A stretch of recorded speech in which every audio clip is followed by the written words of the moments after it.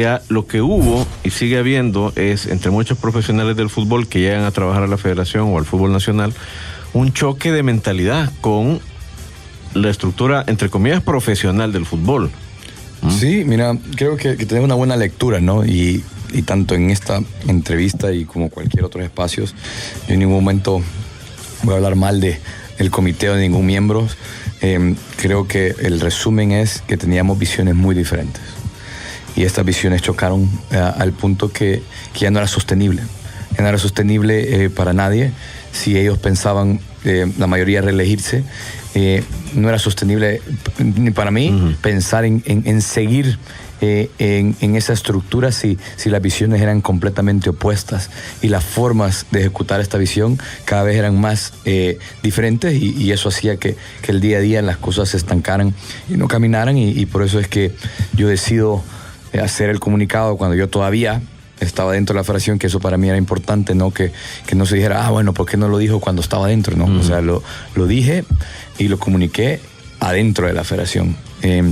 Y lo decía tal cual, ¿no? Si ellos querían que yo ya no siguiera, yo respetuosamente les pedía que me contestaran y me dijeran eso y yo me hacía a un lado tal cual lo hice y no tenía ningún problema. Diego, pero esas diferencias en un momento fueron en declive o siempre existieron, es decir, un momento en que te cansas de que existan las diferencias o se cansan las partes de que o en un momento encontraron más cosas en común y finalmente se fueron separando. Esa es una buena pregunta, ¿no? Para saber cómo se fue llevando esa relación y realmente es el momento, digamos, donde empieza a quebrarse es cuando clasificamos a la octagonal. Después de ganar a San Kitts, en San Kitts, que todavía nos hacía falta el partido de vuelta aquí, pero que prácticamente estamos clasificados a la octagonal.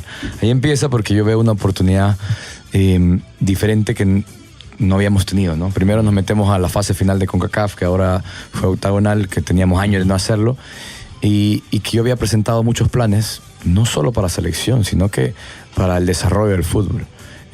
Para ALFAS, para encontrar talento en Norteamérica, un poco en Europa, de forma estructurada, educación de entrenadores, varios de estos planes, y me habían dicho, lastimosamente, en este momento no hay dinero.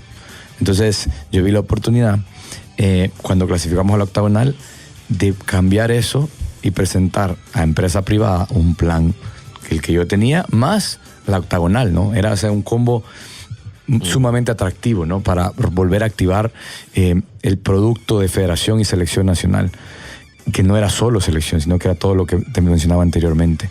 Entonces, ahí me dicen y me dan el ok de hacerlo, pero ya cuando empieza a hacerse realidad estos patrocinios, no pudimos, el equipo, staff deportivo, poder garantizar que esas inversiones iban a ocuparse en ese plan.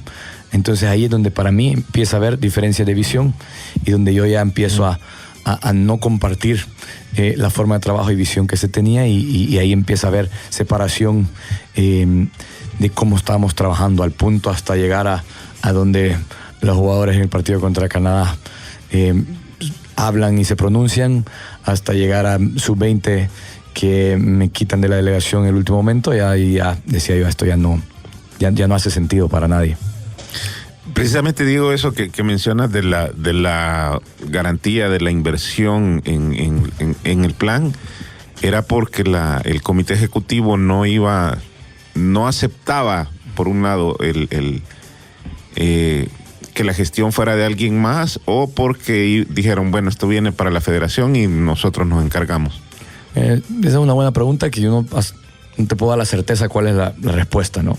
Lo que yo sí sabía es que me dijeron que cuando presenté el plan que no habían recursos para llevarlo a cabo, entonces yo dije que yo iba a gestionar, traer los recursos para hacer el plan, no me iba a quedar de brazos cruzados solamente bueno, no se puede, entonces aquí vamos a ir a media tintas, a solo lo que vaya saliendo. No, nos movimos en conjunto con el profe Hugo a buscar estos recursos, y cuando estos recursos empiezan a confirmar, de igual forma no nos estaban garantizando que pudiéramos. Entonces para mí ahí sí fue un choque, un cortocircuito, decir, a ver, no había recursos, pero los estamos trayendo y aún así todavía no no nos dejarían cumplir estos planes. Y esos planes, mira, el torneo élite juvenil que estábamos proponiendo, scouting en los 14 departamentos, salir a hacer scouting a Norteamérica, más campamentos para selecciones juveniles, sub-15, sub-17, sub-20. Cuando digo campamentos, no solo en El Salvador, proponíamos viajes a jugar a Norteamérica, a México, a Sudamérica, y con ese recurso íbamos a poder hacerlo. E incluso hasta selecciones femeninas están incluidas en el plan. Educación de entrenadores. Yo había propuesto que se creara una academia de educación o formación de entrenadores, desde los profesionales de primera división hasta los que están en fútbol base, que para mí ahí es donde hay una oportunidad también grandísima, que por años hemos descuidado. La formación de nuestros entrenadores está sumamente descuidada, y no es culpa de ellos, pero los contenidos que se dan en los cursos actualmente son obsoletos, no están actualizados, no van en una línea hacia donde está el fútbol. Actualmente ni siquiera consultaban al profe Hugo o a mí sobre los contenidos que estaban dando en esos cursos o diferentes metodologías que se podían implementar. Entonces, todo eso nosotros creímos que lo íbamos a poder hacer. Y cuando no se dio, sí hay además de desmotivarte, sí hay una desconexión realmente del compromiso que sentíamos todos de por qué estábamos en la federación. Híjole, tantas cosas que han pasado en el último año, en realidad, ¿no? Pero vamos a ver, Diego, cosas que probablemente la gente no sigue sin entender. ¿Por qué nunca se pudo en el manejo de la selección establecer algún filtro? Porque entiendo que tu puesto era precisamente para eso, establecer un filtro para que los jugadores no tuviesen que estar hablando de dinero con el presidente del comité ejecutivo. Sí, mira, es un tema complicado, ¿no? Y realmente pasa, y va una continuidad de lo que estábamos hablando, ¿no? De en junio adelante, antes de Copa de Oro, después de Copa de Oro. Realmente, o lastimosamente, el comité nunca me empoderó como debieron empoderar a un director deportivo. Así es Diego Enríquez. O sea, como no había existido la figura, y en muchas ocasiones yo tenía esa conversación a donde trataba de explicar cuáles eran los roles y responsabilidades de un director deportivo, y que esos deberían de poder dejarme hacerlo o dejar hacerlo a la figura que sea quien estuviera.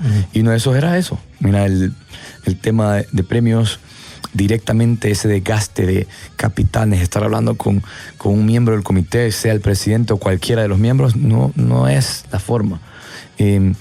La forma en que estos jugadores viajaban cuando venían a campamentos, o cuando viajábamos cuando estábamos en la octagonal, esos detallitos, y a veces llegaba el punto que molestaban que yo los exigiera, y era como una molestia.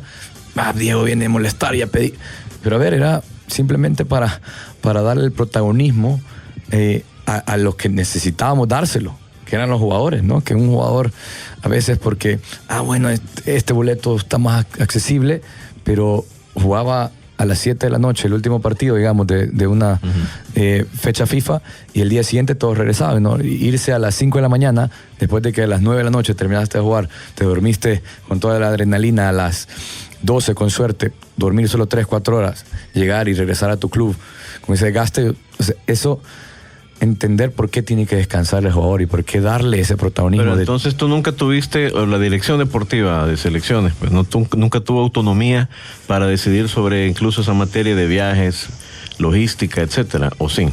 Parcialmente, nunca tuvimos el empoderamiento que se debía tener. Tú puedes ver, mira, yo ahorita casualmente antes del programa estaba en un taller escuchando al entrenador de la selección de Grecia, y estaba hablando de cómo ellos estructuran cada fecha FIFA y qué hacen previo a esa fecha FIFA cuando no tienen los jugadores, y hablaban de cómo ellos escogen los itinerarios en que los jugadores llegan y salen. O sea, el cuerpo técnico está escogiendo, no alguien desconectado a la parte deportiva en un escritorio que por un presupuesto menor está escogiendo un boleto en lugar de pensar, bueno, este jugador viene de Holanda, viene de Miami, viene de Seattle, ¿cuál puede ser lo más cómodo? O simplemente, cuerpo técnico, mándenme lo que mejor necesitan en tiempos, en espacios, hasta en formas. Había jugadores que de repente me decían, mira, Diego, ¿será que tal vez me puedan agregar la maleta? O sea, un detallito que me la puedan hacer $30-50. No era algo que les iba a quitar o les iba a doler a los jugadores pagarlo, pero que un jugador profesional de selección llegue y en su convocatoria para llegar a El Salvador, en el aeropuerto, su boleto, le digan, mire, son $50 para su maleta. O sea, son cositas que a veces a algunos les puede decir, no importa, ahí pedir el recibo y se lo reembolsamos. No, son detallitos profesionales que a un jugador lo hacen sentir bien y se hacen sentir cómodo y lo hacen sentir valorado. Entonces, así, detallitos como ese, hasta detalles grandes como hasta por qué y con quién jugamos amistosos, no pasaba. O sea, yo decía, hasta en broma, pero era una triste realidad. Nosotros con el cuerpo técnico, vía Twitter, nos dábamos cuenta de con quién íbamos a jugar partidos amistosos y a dónde y qué fecha. No era, a ver, dirección deportiva, cuerpo técnico, en estas fechas que hay espacio para amistosos, qué fechas estratégicamente, incluso hablando con la primera, para evitar esos problemas, qué fechas, sentémonos, veamos un calendario semestre con la primera división y veamos cuáles son los días y ustedes escojan rivales de acuerdo hacia las competencias que tenemos. A ver, vamos a jugar con Estados Unidos, vamos a jugar con Canadá, busquemos rivales similares. Eso no se daba. Y yo tenía la oportunidad de hablar, en ese momento ya no está, pero con Gerardo Torrado, con Brian McBride, que era un director deportivo de México y Estados Unidos, respectivamente, y compartía de cómo planificaban ellos sus competencias, sus partidos amistosos, y era una diferencia, o es una diferencia abismal. Ellos tienen un empoderamiento total de a qué horas, a dónde juegan, con quién y todo.